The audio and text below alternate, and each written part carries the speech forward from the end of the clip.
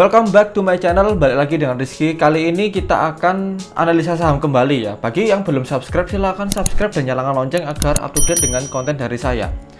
Oke, kali ini adalah analisa saham perbankan yang sangat menguasai pasar. Market kapitalnya gede banget ya. Warnanya biru, apalagi kalau bukan BCA. Saham sejuta umat, bahkan lebih dari sejuta. Oke ya, jadi di sini kita akan menganalisa menggunakan tiga analisa. Yang pertama season, kemudian fundamental, dan yang terakhir yaitu teknikal. Oke, jadi kita langsung aja. Untuk season di bulan Agustus ini, kebetulan kita tag-nya adalah akhir bulan Agustus, tanggal 31 Agustus. Jadi kita proyeksikan di hari Senin ya. Hari Senin bulan September itu sudah upload, sudah bisa kalian lihat. Dan di bulan Agustus ini kenaikannya 80% ya.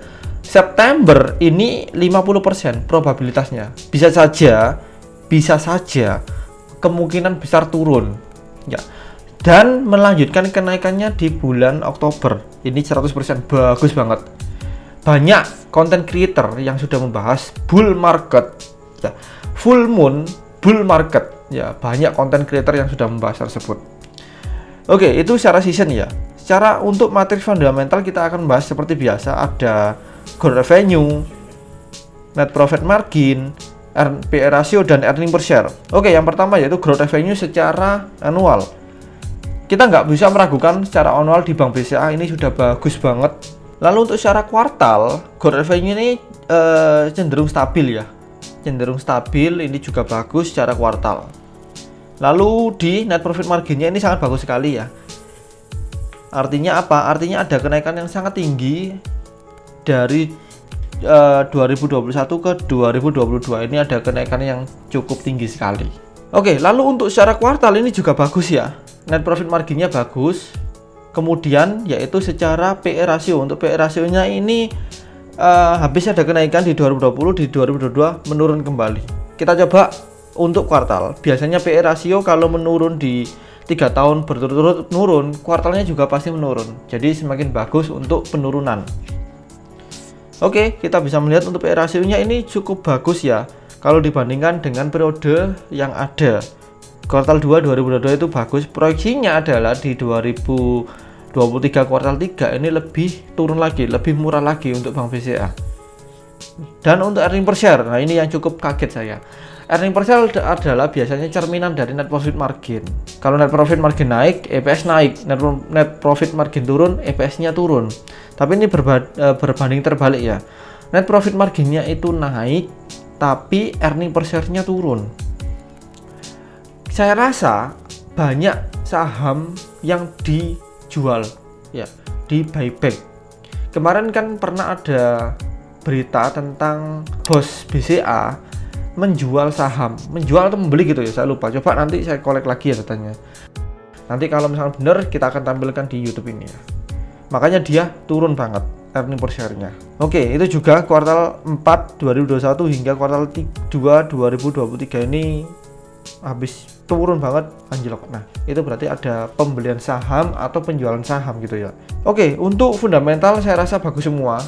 Ya, saya rasa bagus semua, hanya earning per share yang perlu kita garis bawahi, tapi itu nggak menutup kemungkinan Bank BCA ini pasti ya kita tahu sendiri lah, pertumbuhannya meningkat sekali.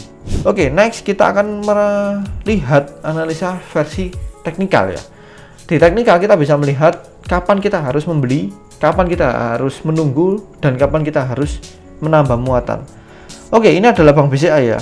Kalau kita lihat trennya secara long term, mulai Maret sampai sekarang ini naik. Berarti kalau di daily ini juga dipastikan sedang bullish ya, bullish gede. Nah, masalahnya kapan kita mau nambah muatan kan? Emang kalau Bank BCA cuma untuk scalping aja. Ini harusnya untuk muatan kita ya. Oke, di sini kita mendapat dua zone ya. Kelihatan kan ya? Ada zone yang perlu saya kasih tandai. Ya, zone yang pertama ini. Nah, ini ada zone. Oke, itu yang pertama. Lalu zone yang kedua ini ada di bawah ya. Kita bisa bebas mau pilih yang atas apa yang bawah. Misalkan yang atas, oh sudah yakin sudah yakin untuk membeli lagi, berarti ya sudah, kita tambah muatan. Tapi ternyata sahamnya turun sampai posisi di bawah, ya sudah, kita tambah muatan aja, kita averaging down, nggak apa-apa. Karena proyeksinya di bulan Oktober itu sangat bagus sekali untuk BCA ya. Kemungkinan dia naik hingga ke 10.000 maybe ya. Karena tertingginya ini ada di 9.500, 9.400 ya. Mungkin ke 10.000 ya. Jadi plan kita adalah kalau dia misalkan turun seperti ini, kemudian dia akan pullback naik. Ya, ini plan kita.